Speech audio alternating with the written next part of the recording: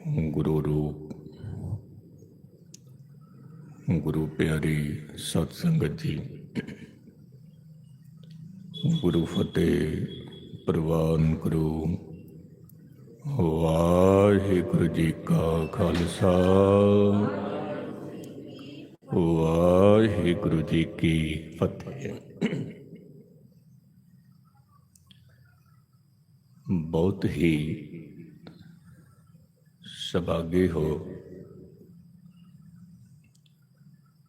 बहुत ही भागों वाले हो जो गुरु की हजूरी में बैठकर अपना जीवन सफल कर रहे हो। क्योंकि ये जो प्यास है, धन की प्यास, रोटी की भूख, पानी की प्यास जन्म से होती है। आपने देखा है, जब बच्चे का जन्म होया तो डॉक्टर कह देता है कि इसको दूध पिलाना है, इसकी खुराक देनी है। अभी जन्म हुआ है और भूख लगनी शुरू हो गई। अभी जन्म हुआ है और प्यास लगनी शुरू हो गई। लेकिन परमात्मा की प्यास लगानी पड़ती है। कथा सुन के, कीर्तन सुन सुन के, संगत कर कर के प्यास लगानी पड़ती। पर हाँ,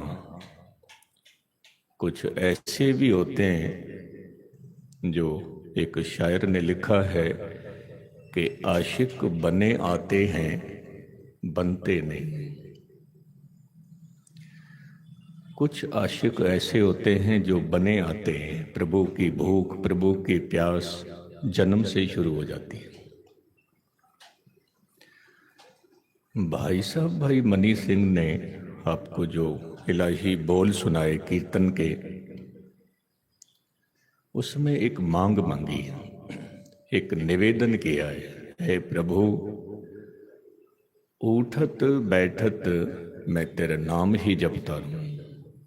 ये आशीष मुझे दे, ये रहमत मुझ पर कर। आज का जो दिन है, सुबह का वक्त, आशा की वार का कीर्तन का भोग पड़ा। गोविंदवाल की धरती और सिंहासन पर एक तरफ गुरु रामदास साहब बैठे हैं, दूसरी तरफ गुरु अर्जन देव साहब बैठे हुए। आशा की वार के कीर्तन की समाप्ति हुई तो गुरु साहब कहने लगे संगत को, ये जो गुरु अर्जन देव हैं, ये मेरा ही रूप है। आज के बाद इसी को गुरु समझना, इसी को गुरु मानना, इसी के बोल सुनने हैं, इसी की आज्ञा माननी। बहुत होंगे निंदा करने वाले, ईर्खा करने वाले, लेकिन आपने ना निंदा करनी है, ना ईर्खा करनी है, ना निंदा सुननी है, ना ईर्खा करनी है। क्यों? क्योंकि नानक के घर केवल नाम, नाम की महिमा, नाम की।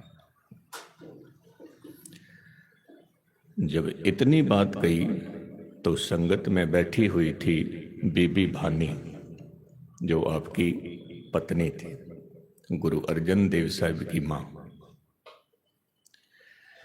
वो हाथ जोड़ के अपने पति से कहती है, पति परमेश्वर, यदि आप चले हो तो फिर मुझ पर भी कृपा करो, मुझे भी साथ ले चलो, मुझे भी साथ। धन गुरु रामदास साहब महाराज कहने लगे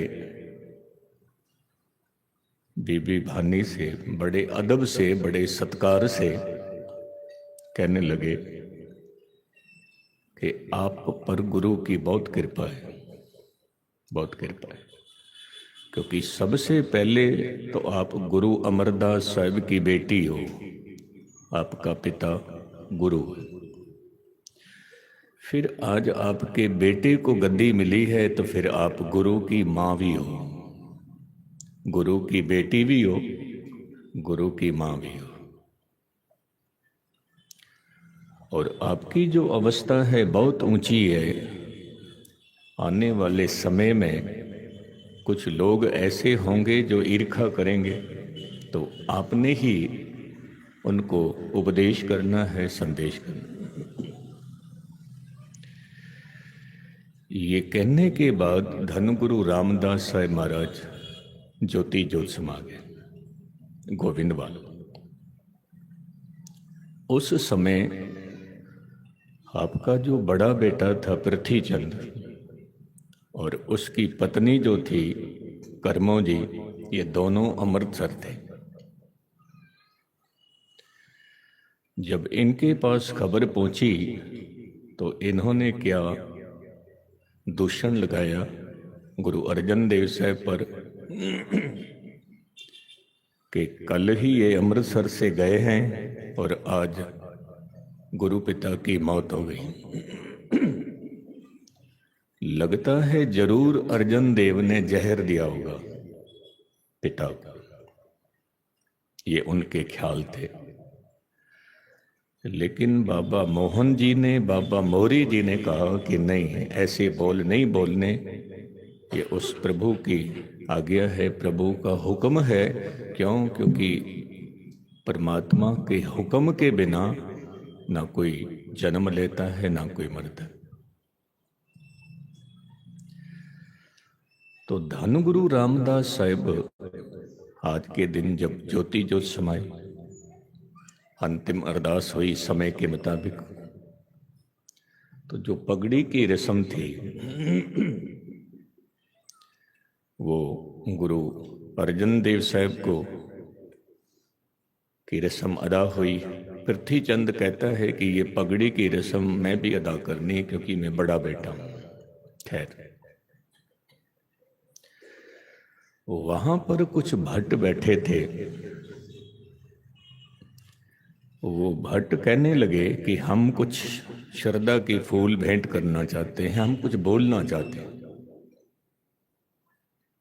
गुरु अर्जन देव साहिब महाराज कहने लगे अच्छा बोलो। तो एक भट्ट था जिसका नाम था हरिवंश,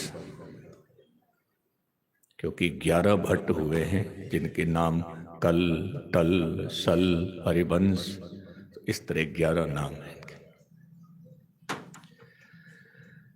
भाटू ने कहा कि मिल नानक अंगद अमर गुरु, गुरु रामदास हर पे गयो। ध्यान से सुनना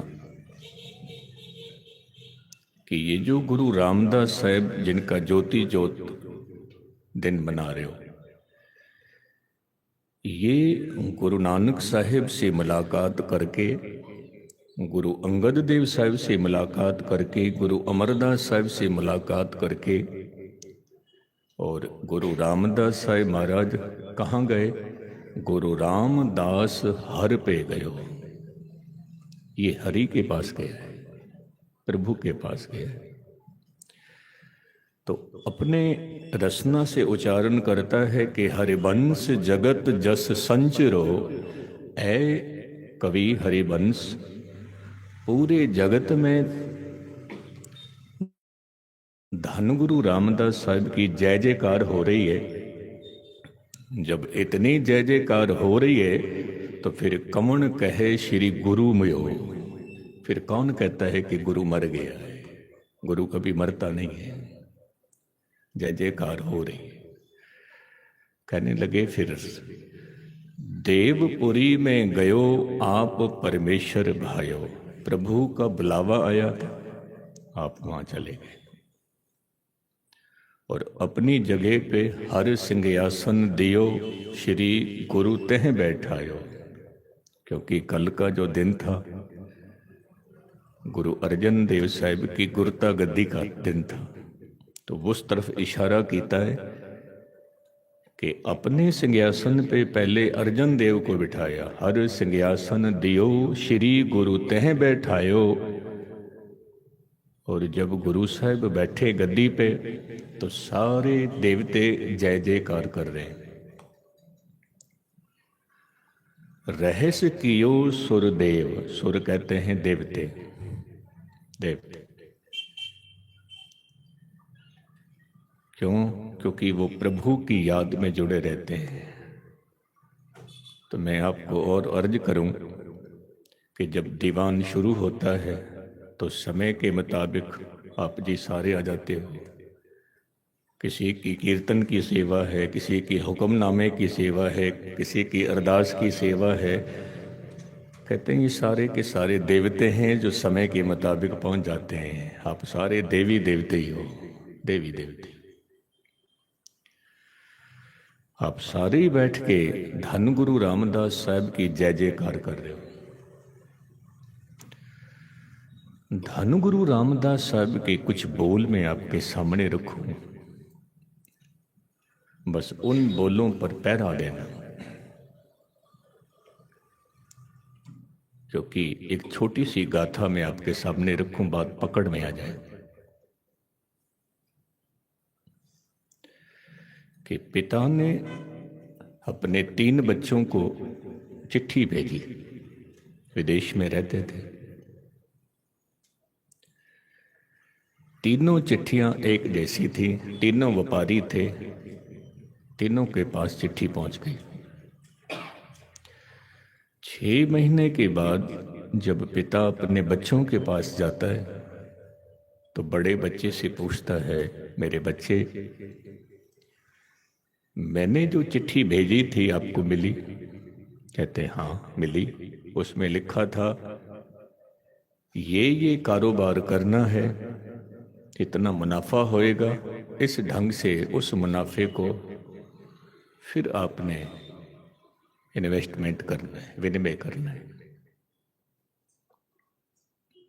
और मुझे 70% मुनाफा हुआ आपकी चिट्ठी पढ़ के। पिता कहता है बहुत खुशी की बात है, बहुत खुशी। जब दूसरे बच्चे से पूछा आप बताओ, वो कहता है चिट्ठी मैंने भी पढ़ी, मैंने भी उसी के मुताबिक काम किया, बिजनेस किया, मेरे को 50% मुनाफा हुआ। पिता कहता है शाबाश, आज 50% हुआ है, कल 100% भी होगा। अब तीसरे बच्चे से पूछा आप बताओ, तो वो तीसरा बच्चा कहता है गुरुदेव पिता आपकी चिट्ठी आई, मन मेरा बहुत खुश हुआ, बहुत खुश हुआ। ये जो मैं बात कह रहा हूं ये ध्यान से सुनना, और ये बातें मुझ पर भी लागू होती हैं, आप पर भी लागू होती हैं। तीसरे बच्चे ने कहा आपकी चिट्ठी आई, मन बड़ा खुश हुआ, बड़ा प्रसन्न हुआ। चिट्ठी को मैंने अदब से रखा, बड़ा सुंदर रुमाला मैंने उसके ऊपर चढ़ाया। फिर मैं रोज अगरबत्ती करता हूँ, धूप बत्ती करता हूँ, और सुबह जब काम पर जाता हूँ मत्था टेक के जाता हूँ कि बापू की चिट्ठी है, पिता की चिट्ठी है। शाम को आता हूँ, आरती करता हूँ, मत्था टेकता हूँ, बापू की चिट्ठी है।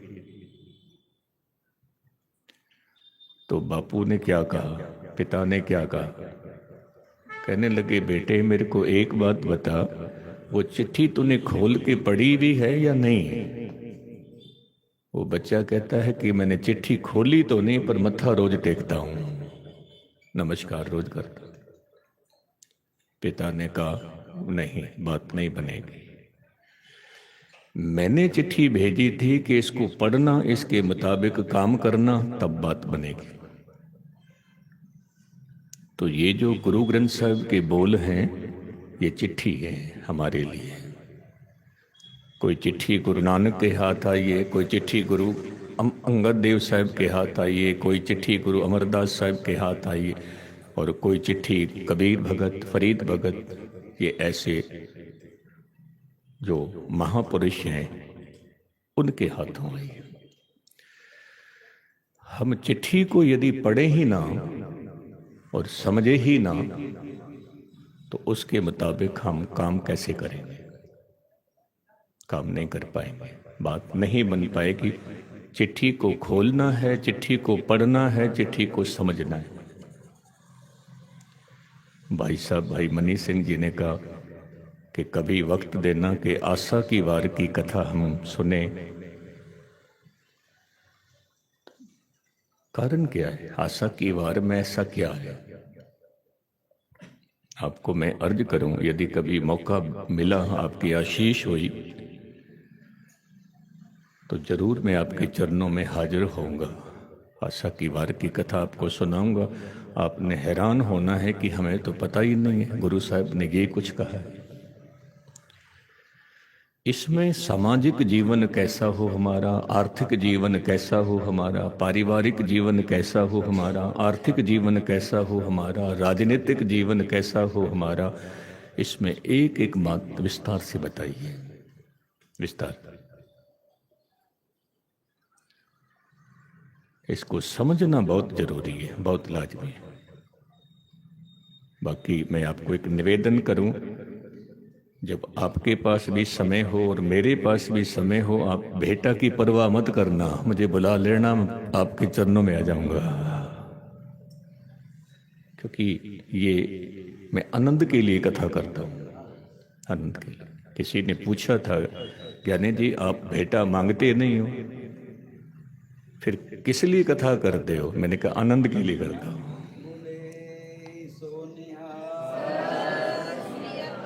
हकीकत है। भाई साहब मनीष सिंह कह रहे थे, कोई मुझसे ये ना पूछे कि आप ठीक हो, ये पूछो कि आनंद में हो। हाँ, आनंद में हो। भाई साहब सुबह बात कर रहे थे कि घर से सोच के आते हैं कि कीर्तन कुछ करना है, जब स्टेज पे बैठते हैं तो कीर्तन कुछ और ही हो जाता है। वो फिर वो करता है, वो करता। हकीकत है, जब कीर्तन वो करे तो भक्ति है, कथा वो करे भक्ति है, सिमरन वो करे भक्ति है। अब आपने कहना ज्ञानी जी सिमरन वो करेगा। कबीर साहब की एक छोटी सी पंक्ति है। कबीर साहब कहते हैं कि सिमरन मेरा हर करे। उल्टी बात, सिमरन तो हमें करना है, पर कबीर साहब कहते हैं कि सिमरन मेरा हर करे। अब हरि सिमरन कैसे करेगा?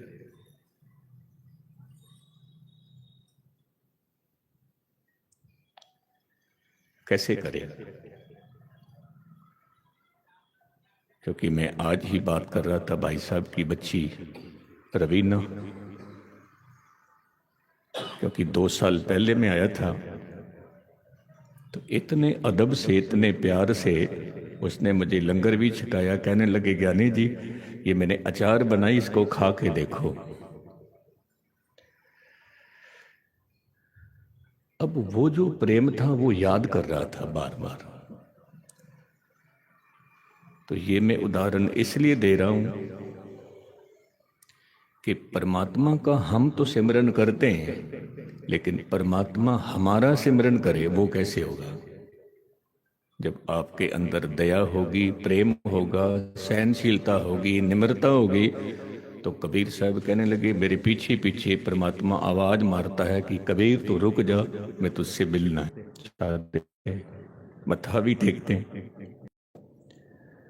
और सिमरन करने के बाद, मत्था टेकने के बाद हम समझ लेते हैं कि बस हमारा काम पूरा हो गया। इतना ही समझते हैं, बस बात खत्म हो गई। गए थे गुरुद्वारे, मत्था टेका, पाठ किया, सिमरन किया, बात खत्म हो गई। नहीं, ऐसी बात खत्म नहीं होगी। क्योंकि सिमरन के साथ साथ ये जो सिमरन की खुशबू है, ये आपके 3 तलों पे होनी चाहिए। उसको थोड़ा सा समझना। फिर गुरु रामदास साहब के जो बोल हैं आपके मैं सामने रखूं। धन गुरु ग्रंथ साहिब महाराज जी कहते हैं कि मन बच कर्म हर गुण गावे, तिस नाही कदे सजाई जियो। मन करके, वचन करके और कर्म करके। आपने सिमरन तो किया, लेकिन वचनों में मिठास नहीं है, बोली में मिठास नहीं है। सिमरन तो किया लेकिन बोली में मिठास नहीं।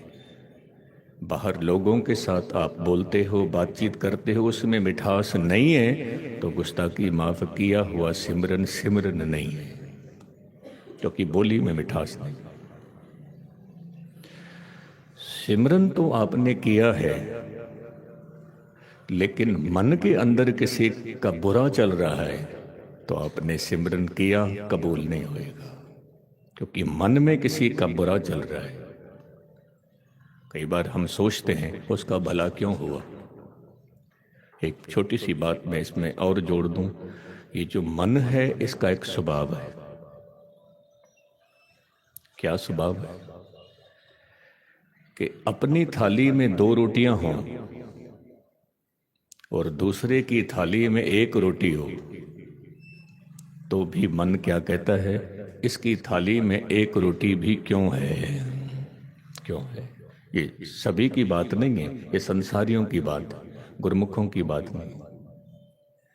हमारे घर 2 बेटे हैं, दूसरे के घर एक बेटी ने भी जन्म ले लिया तो भी कहते हैं क्यों हुआ बेटी का भी जन्म, ये ऐसे ही रह जाते ठीक होता। हमारे घर 2 बेटे हैं, हमारे पास 2 मकान हैं और अगले का 1 मकान भी बन गया तो भी मन में खुशी नहीं होती, क्यों बना इसका भी। ये मन का स्वभाव है। पाठ रोज करते हैं, सिमरन रोज करते हैं, हकीकत। तो साहिब कहते हैं कि सिमरन तो किया लेकिन मन जो है वो ठीक नहीं है। सिमरन तो हमने किया है लेकिन हमारे वचन ठीक नहीं है। सिमरन तो हमने किया लेकिन हमारे कर्म ठीक नहीं है, बात नहीं बनेगी। तो अब आपने कहना है ज्ञानी जी ये हमारे वचन, हमारे कर्म, ये कैसे ठीक हो, इसको भी थोड़ा सा समझ लो। ये जो 5 विकार हैं हमारे अंदर, काम, क्रोध, लोभ, मोह, अहंकार, परमात्मा ने ये 5 के 5 विकार क्यों पाए, क्यों डाले हैं, उसका बहुत बड़ा कारण है।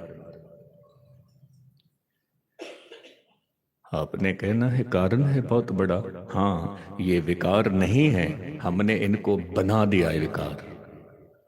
कैसे बना दिया? शरीर के अंदर जो ऊर्जा है,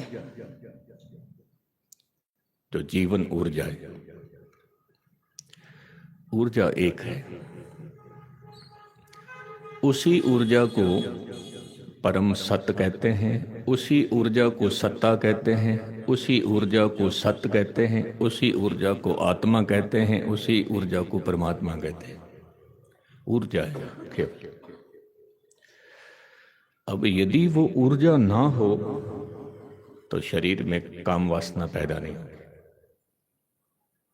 और यदि काम वासना पैदा नहीं होगी तो परमात्मा की बनाई हुई सृष्टि नहीं चलेगी।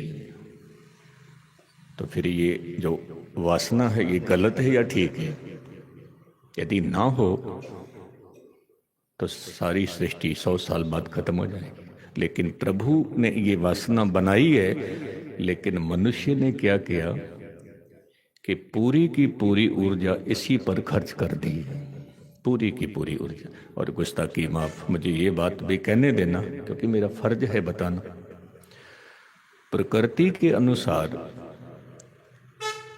ये ऊर्जा दिशा बदलती है, उम्र के हिसाब से दिशा बदलती है।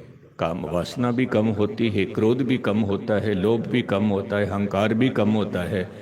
लेकिन जगह जगह पर ऐसे ऐसे बोर्ड लगे होते हैं, संत मशकीन कहता था कि बताने में भी शर्म आती है।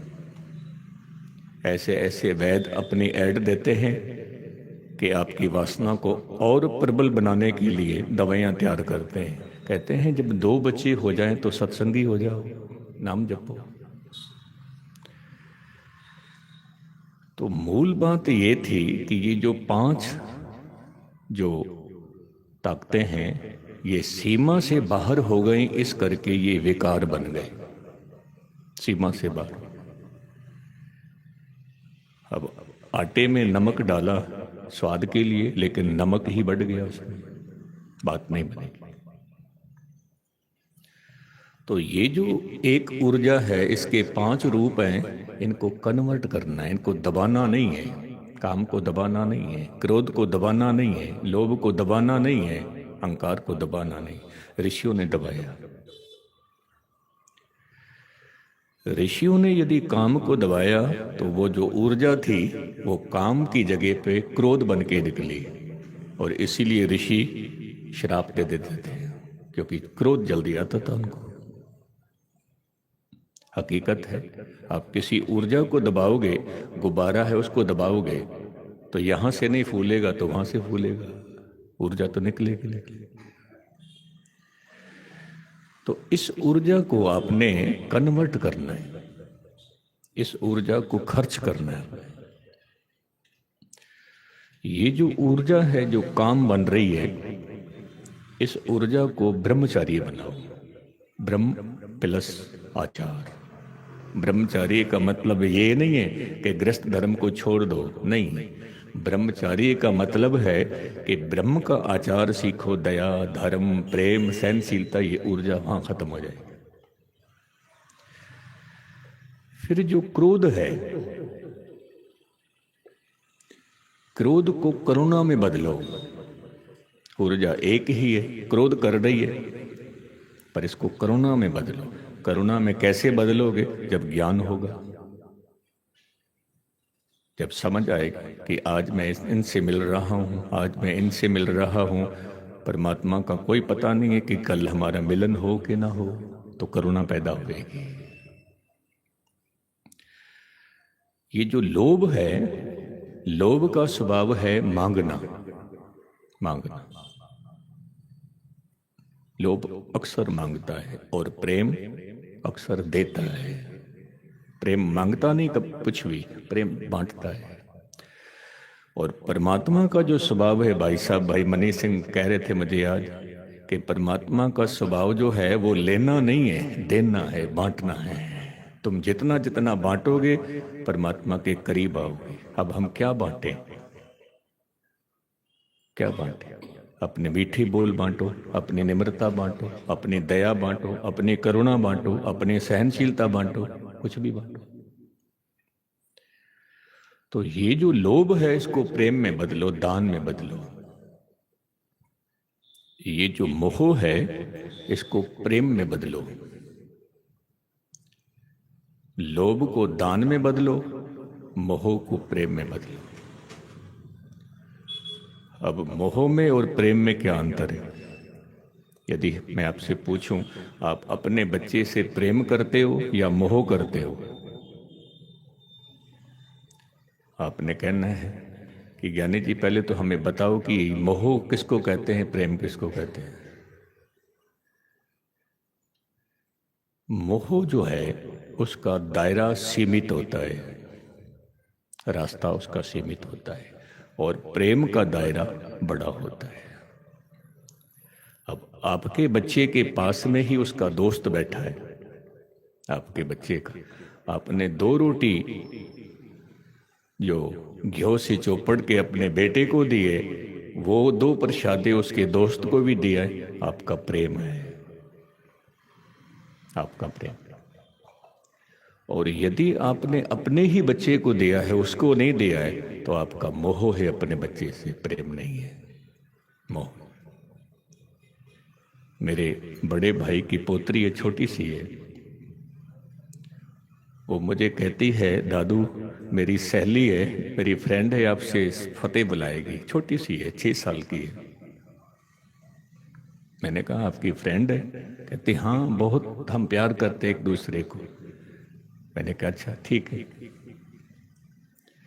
तो उसने जब सत श्री अकाल बुलाई तो मैंने उसको कह दिया, बेटा बहुत बहुत प्यार। तो वो पोतरी कहती है, दादू एक बात बताओ, प्यार मुझको ज्यादा करते हो या इसको ज्यादा करते हो? मैंने कहा दोनों को। कहने लगे फिर ये आपकी पोतरी थोड़ा ही है, मुझे ज्यादा करो, इसको क्यों करते हो? जो प्रेम है वो बांटता है बराबर सबको, सारे बच्चे अपने ही हैं, अपने। आपने अपने बच्चे की फीस भरी है, यदि कोई दूसरा भी बच्चा कोई गरीब है उसकी भी भर, तो वो भी अपने ही बच्चा है, हकीकत है। फिर जो अहंकार है इसको बदलना है निरंकार में। अहंकार मैं की बोली बोलता है और निरंकार तू की बोली है, तू की बोली। अब इसके लिए हमने क्या करना है, इसको थोड़ा सा ध्यान से सुनना है। छोटा सा उदाहरण दो। आपने जिब्रान का नाम सुना होगा, खलील जिब्रान। उसकी कहानियां बहुत ही कमाल की हैं, और कहानियां ऐसी हैं तो जीवन पर खरी उतरती हैं। एक कहानी में वो लिखता है कि मां बीमार है और अपने बच्चे को बुलाती है और कहती है, बेटा मैं तुझसे कुछ मांगू, दे सकता है कुछ? बच्चा कहता है, हाँ मां बोलो। कहते हैं कि मैं सबसे ज्यादा प्यार तुझे करती हूं, लेकिन मैं तेरे साथ साथ मैं अपने बगीचे को, उसको भी मैं प्रेम करती हूँ। बगीचा मैंने तैयार किया है, छोटे छोटे पौधे लगाए हैं, बस इतनी सी बात है कि जब तक मैं ठीक नहीं होती तब तक तुम बगीचे का ध्यान रखना, पानी देना, रखवाली करना, बस ये बगीचा नहीं सूखना चाहिए। अब इसको थोड़ा सा बहुत गहराई से समझना कि ज्ञानी जी क्या कह रहे हैं। बच्चा कहता है ठीक है।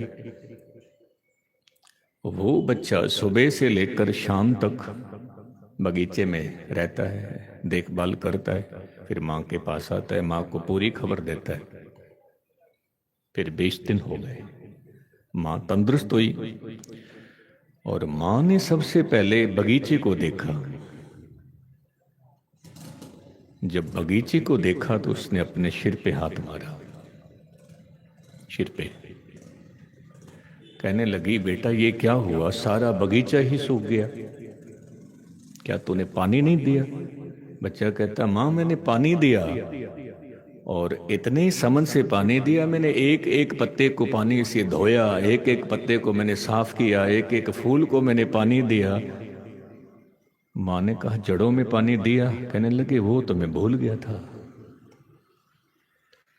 यदि हम जड़ को पानी नहीं देंगे पौधा सूख जाएगा। केवल पत्ते को साफ करते रहो, पत्ते को गीला करते रहो, बात नहीं बनेगी। इतनी बात तो आप जी भी समझते हो। तो हमारे जीवन में सिमरन और कर्म ये दोनों ही जरूरी हैं, दोनों ही जरूरी। यदि आपने सिमरन ही किया है और कर्म ठीक नहीं किए तो भी बात नहीं बनेगी, और कर्म ठीक किए लेकिन सिमरन नहीं किया है तो भी बात नहीं बनेगी। दोनों बातें जरूरी। और इसमें फायदा आपका है, दूसरे तीसरे चौथे पांचवे का नहीं है, ये भी सोच ले, आपका ही फायदा है। एक शायर लिखता है कि अपने ही दिल में डूब कर सुरागे जिंदगी पा जा, अपने दिल में डूब कर। जो जिंदगी का जो सुराग है,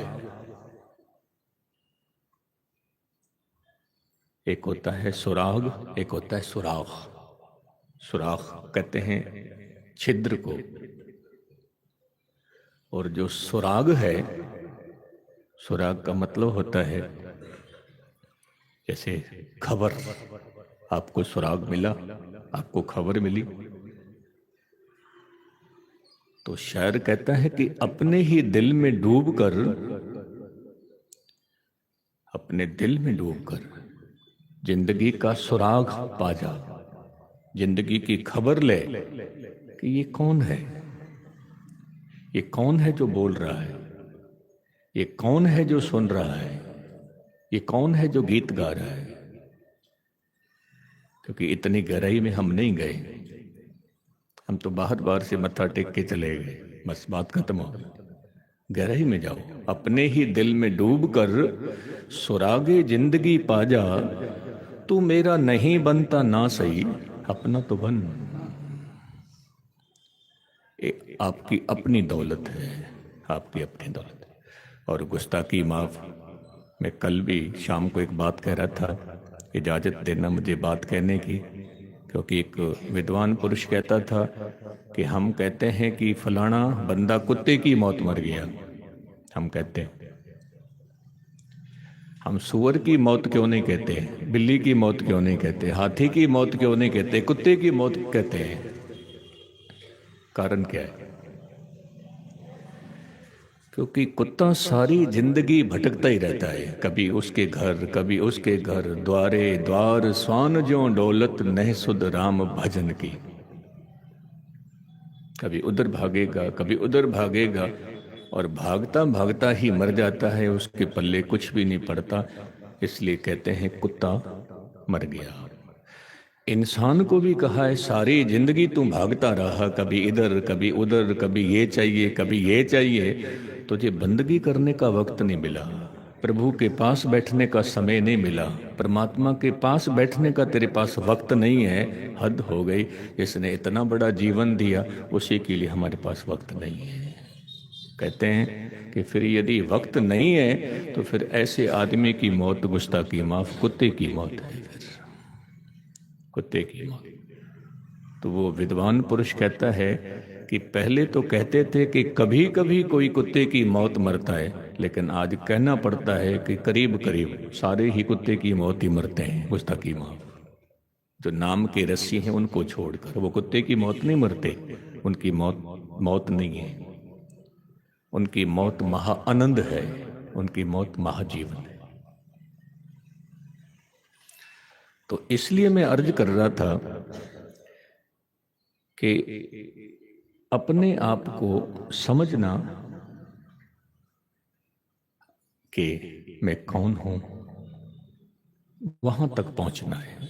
पर पहुंचोगे कैसे? अपने ही दिल में डूबना है। पहले सुनना है, सुनने से पहले गाना है। पाठ करते हैं, बोल बोल के पाठ करो, बोल बोल के सिमरन करो, रसना बोलती रहे, कान सुनते रहे, कान सुनते रहे। और ये सुनना धीरे धीरे करके गहराई में उतरता जाए, गहराई में उतरता जाए। तो मैं कल अर्ज कर रहा था, पहले मुलाकात होगी आपकी शरीर से, फिर मुलाकात होगी आपकी मन से, फिर मुलाकात होगी आपकी दिल से, फिर मुलाकात होगी आपकी आत्मा से। शरीर पर रुक मत जाना, मन पर रुक मत जाना, और गहराई तक पहुंचना है। तो मैं अर्ज कर रहा था, ये जो ऊर्जा एक है उसका रूप बदलना है, गा गा के, सिमरन कर कर। धन गुरु रामदास साहिब महाराज के जो बोल हैं आपके सन्मुख रखूं, क्योंकि गुरुपर्व मनाना मुबारक तब होगा जब कोई संदेश, कोई शिक्षा लेके जाएंगे, कोई बात सुन के जाएंगे कि आज के बाद हम इस पर पहरा देंगे। आज के बाद धनगुरु रामदास साहिब महाराज कहते हैं, एक सवाल आपके सामने रखते हैं, जिनी ऐसा हर नाम न चेतियो, से काहे जग आए राम राजे। राम राजे दोनों इकट्ठे नहीं पढ़ने शब्द, राम अलग है, राजे अलग है। इसमें कहा, ऐ मेरे राम, ऐ मेरे राजन, जिन्होंने नाम नहीं गाया, नाम को चित्त में नहीं बसाया। आज जेकर मैं ये अर्ज करूं कि हमारे चित्त में रिश्ते नाते मौजूद हैं, हमारे चित्त में हमारा अकाउंट मौजूद है। यदि हम छोटे बच्चे से पूछें ये तेरा क्या लगता है, उसने कहना ये मेरी मासी है, ये मेरी बुआ है, ये मेरी माँ है, ये मेरी ताई है। क्योंकि बच्चे को एक बार हमने बता दिया, बच्चे के जहन में बैठ गया, चित्त में बैठ गया, ये मेरा मामा है, ये मेरा फूफा है, ये मेरा मासा है, ये मेरी मासी। लेकिन हद हो गई, परमात्मा की याद कराने के लिए रोज हमको ढोल बजाने पड़ते हैं, रोज ढोल बजाने पड़ते हैं, रोज छेने खड़काने पड़ते हैं कि याद आ जाए, याद आ जाए। नहीं आती। बहुत पुरानी बात है ये, कोई 92 की बात है, क्योंकि 91 से मुझे भी गुरु साहब ने गुरुद्वारे की सेवा बख्शी थी। 91 से लेकर 96 तक, पर गुस्ताखी माफ, उसके बाद में मैंने कान पकड़ लिए। क्यों कान पकड़े? बात को थोड़ा सा समझना। ये बात कल परसों हरजिंदर सिंह श्रीनगर वाले वो भी कह रहे थे, क्योंकि तब कल मैं भाई दलीप जी को एक बात कह रहा था। मैंने कहा जैसे आपकी ड्यूटी सेवा है, आपने प्रकाश करना है, आपने अरदास करनी, आपने पहुंचना ही पहुंचना है। कभी कोई तकलीफ हो जाए शरीर को, फिर क्या करते हो? कहते हैं ज्ञानी जी पहली बात तो तकलीफ होती ही नहीं, बीमार होते ही नहीं हो। तो मैं हंस पड़ा। मैं क्या आप नहीं होते, मैं जरूर हो जाता था जब ड्यूटी करता था। ये बीमार क्यों नहीं होते? क्योंकि प्रेम है, पहुंचना है, जानना ही जाना है। और यदि कोई तकलीफ भी है तो भी जानना है, तो भी जानना है। ये प्रेम है। जो मैं बात आपको कह रहा था कि जब हम ड्यूटी करते थे तो उस ड्यूटी के दौरान हमारे साथ जो व्यवहार होता था, गुस्ताखी माफ, क्षमा करना, ऐसे होता था कि जैसे अदालत में किसी को पेश करना होता है, गुनाहगार को, कई बार ऑफिस में हमें ऐसे बुला लेते थे, प्रधान सेक्रेटरी गुरुद्वारे, और इस तरीके से बर्ताव करते थे जैसे एक पैसे का भी इनका कोई मान सम्मान नहीं है। और उस वक्त भी मेरी क्वालिफिकेशन MA BEd थी। उस वक्त भी मैं भाई दलीप को कह रहा था, मैं रोटी के लिए आया था पहले तो, गुजारा करने के लिए, फिर दिशा बदल गई आपकी दया से, फिर दिशा बदल गई, फिर रोटी के लिए नहीं, फिर राजक की चिंता शुरू हो गई है। रोजी की नहीं, फिर राजक की चिंता। जब राजक से जुड़े रोजी तो देगा ही देगा।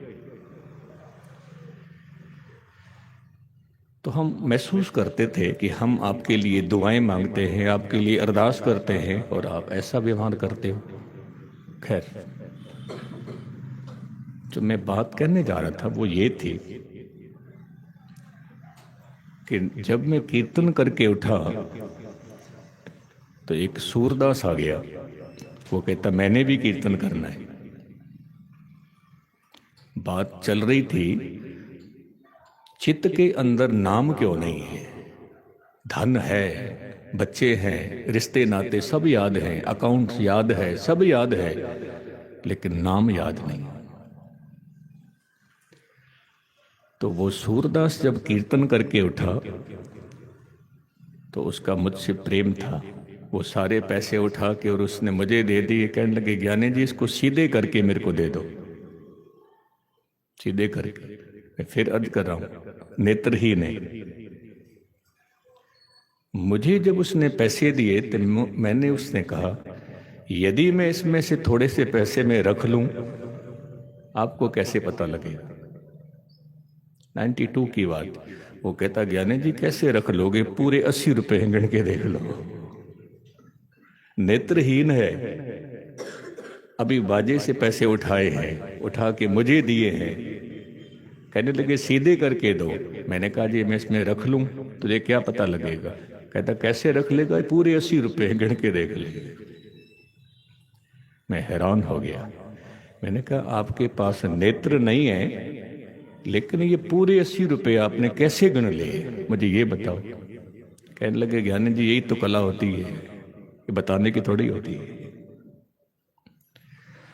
नेत्रहीन के चित्त में भी दौलत बैठी हुई है, ये 80 रुपये ही है। लेकिन हम आंखों वाले, हमारे अंदर चित्त में नाम नहीं बैठ रहा है। तो साहिब ने कहा अंधे एहे ना आखियन, जिन मुख लोई नाहे, अंधा उसको मत कहना जिनकी आंखें ना हो।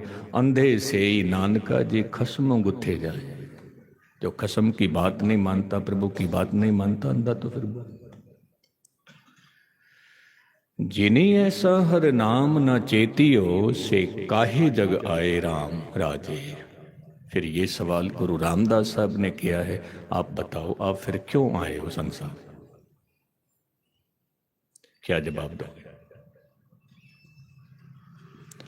क्योंकि यदि हम बात करें कि हम खाने के लिए आए हैं, तो ये खाना पीना तो पशु जीवन में भी चलता रहे।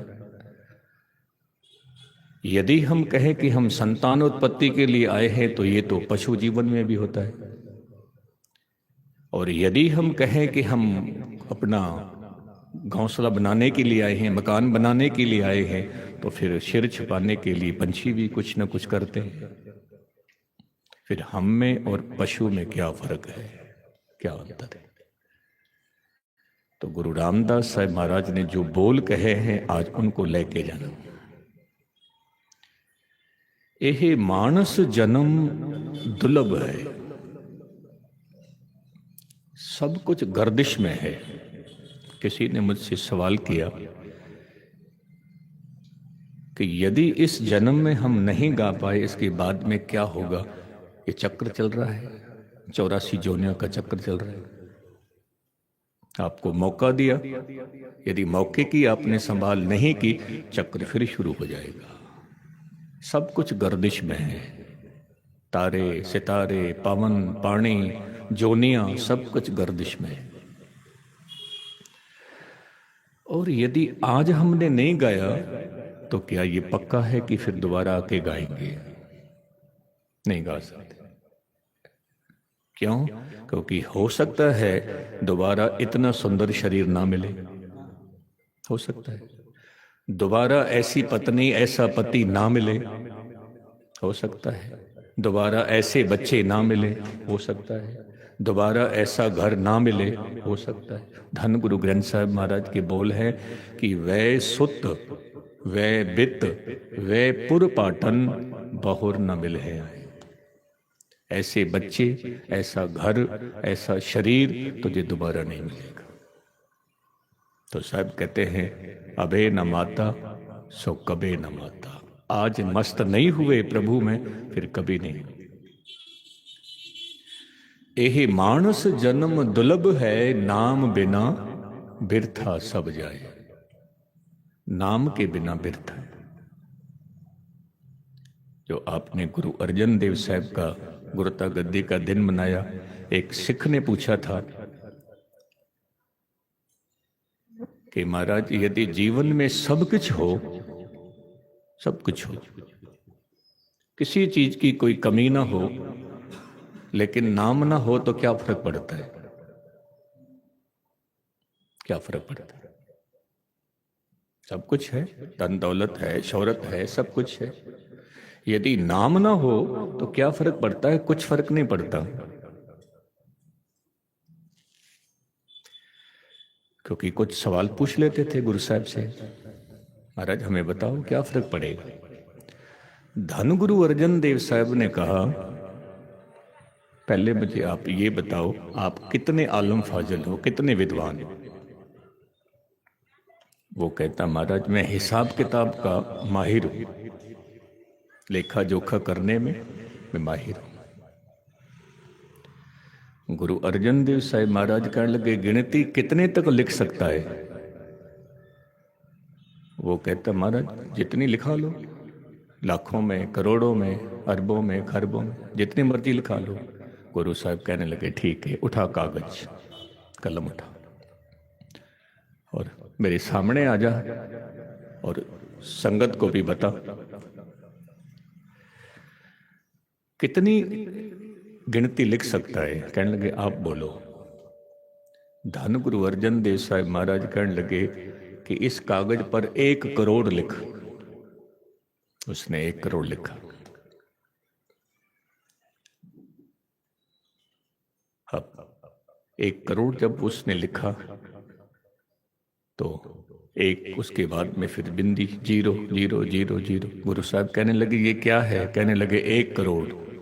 संगत से भी पूछा ये क्या है? 1 करोड़। धन गुरु अर्जन देव साहब महाराज कहने लगे अब 1 हटा दे, 1 हटा दे। अब जब 1 हटा दिया तो गुरु साहब कहने लगे अब उच्चारण कर, अब कितने हैं? कहने लगे 0। तो गुरु साहब कहने लगे जिसके जीवन में 1 नहीं है सब 0 है। फिर बाकी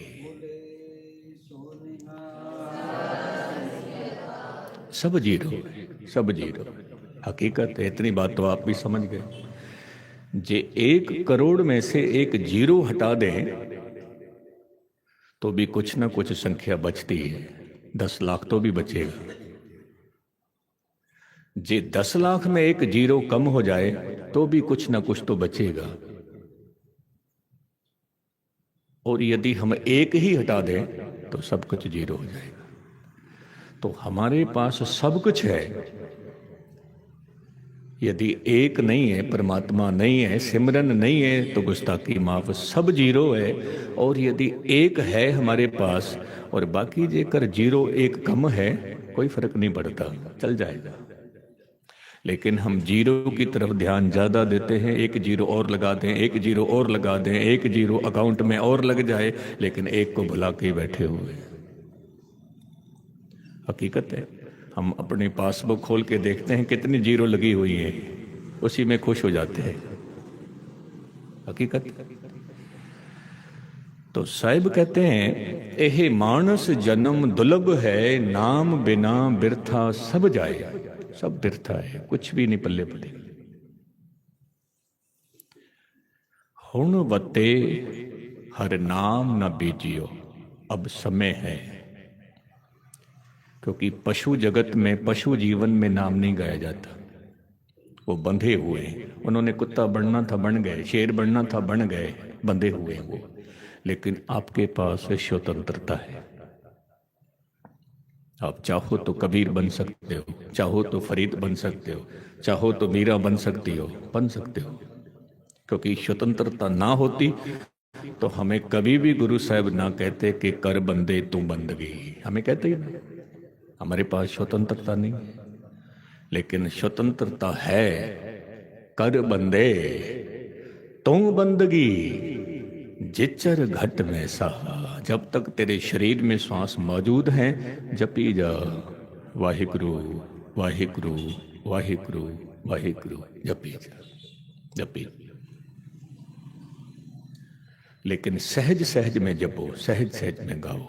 सहज में जपते जपते आप भी सहज हो जाओ। ये अब वक्त है।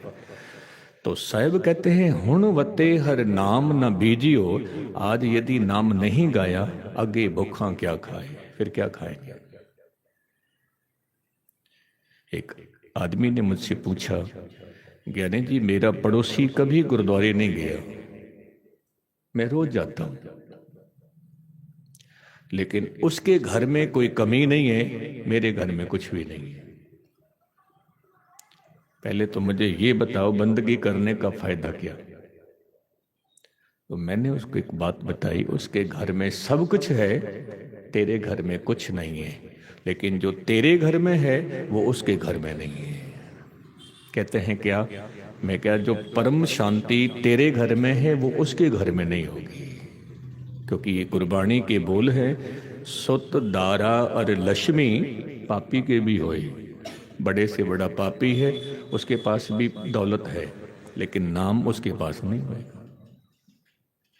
और जिसके पास नाम है वो पापी नहीं। दूसरी बात यह है कि आज जिसके पास दौलत है और नाम नहीं गा रहा, तो वो दौलत उसी की हुई कमाई है, पिछले जन्म की, वो खा रहा है। और जब उसका अकाउंट खाली हो जाएगा फिर क्या करेगा? साहब कहते हैं मनमुखानो फिर जन्म है। फिर लाइन में आ जा, फिर जम जम मरे मरे फिर जम्मे बहुत सजाए पया देश लम्हे। बाबा फरीद जी कहते हैं कि अपना धौंसा बजा ले फिर तू। तेरे पास धन है, रुतबा है, धौंसा बजा ले, पर एक ख्याल रखना कि नदी नाव संजोग ज्यों बहुर न मिल है आए। दोबारा शरीर नहीं मिलेगा, नदी नाव संजोग। मनमुखानो फिर जन्म है। आखिर बात कह के मैं समाप्ति की तरफ आता हूं। मनमुखानो फिर जन्म है। मनमुख कौन है? कि जिसका मुख अपने मन की तरफ है। गुरमुख कौन है? जिसका मन गुरु की तरफ है। अब मुझे एक छोटी सी बात याद आ गई। एक संत पुरुष जब कथा करता था वो कहता था अमृत वेले जरूर उठो। तो संगत शाम के समय भी आती थी, सुबह भी आती थी। तो एक आदमी ने कहा कि मैं कल से उठना शुरू करूंगा। कल से, संत ने कहा।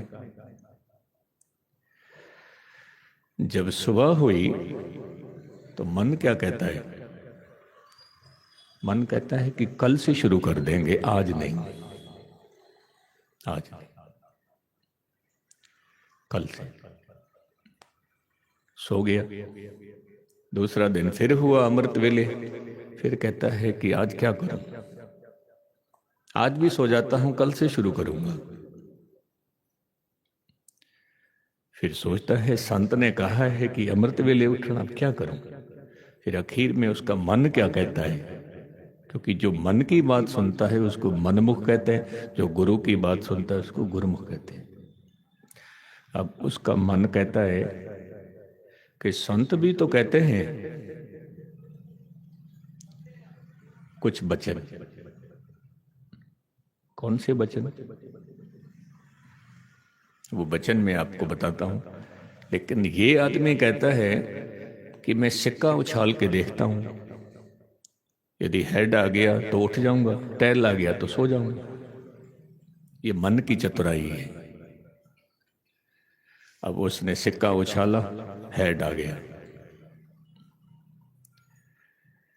मन कहता है एक बार फिर उछाल के देख ले, क्या फर्क पड़ता है, मन है।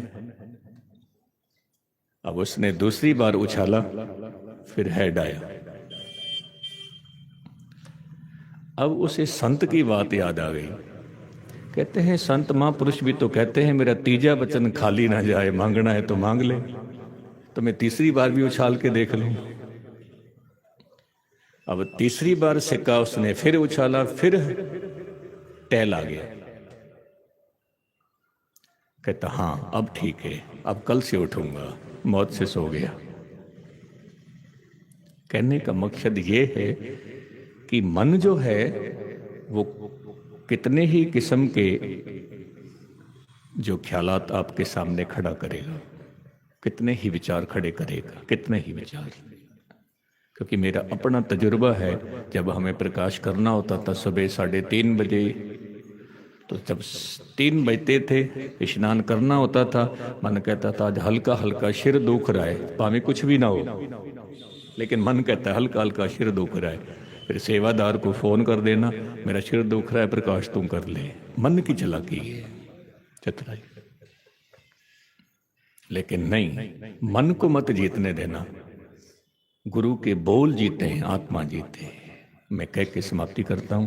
साहिब कहते हैं मनमुखानो फिर जन्म है। जो मनमुख है, जो मन की सुनता है, फिर जन्म है, फिर जन्म है, फिर जन्म है। नानक हर भाए, हे नानक। फिर परमात्मा कहता है ठीक है, ये तो बात नहीं सुनता तो फिर तेरी मर्जी है, फिर तुझे तेरे हाल पर छोड़ दिया जाएगा। ये बोल धन गुरु रामदास साहब महाराज के हैं, जिनका आज ज्योति ज्योत दिवस मना रहे हो। ये बोल अपने हृदय में बिठा लेना।